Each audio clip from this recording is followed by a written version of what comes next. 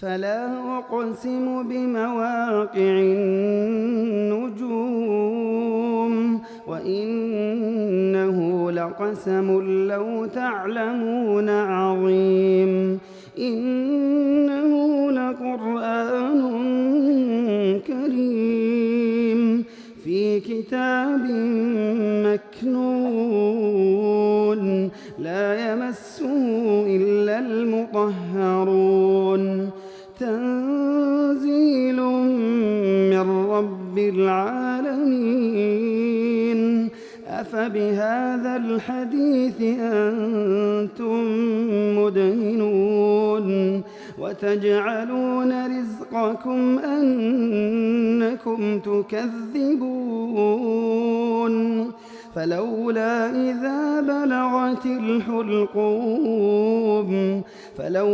إذا بلغت الحلقوم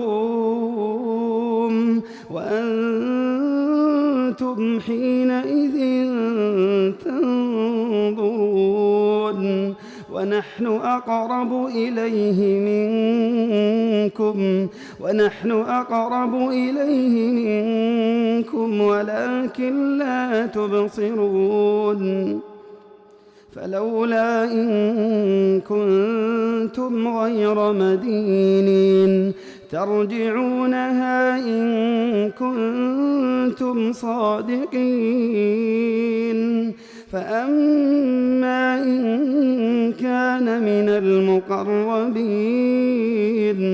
فروح وريحان وجنة نعيم وأما إن كان من أصحاب اليمين فسلام لك من أصحاب اليمين وأما إن كان من المكذبين الضالين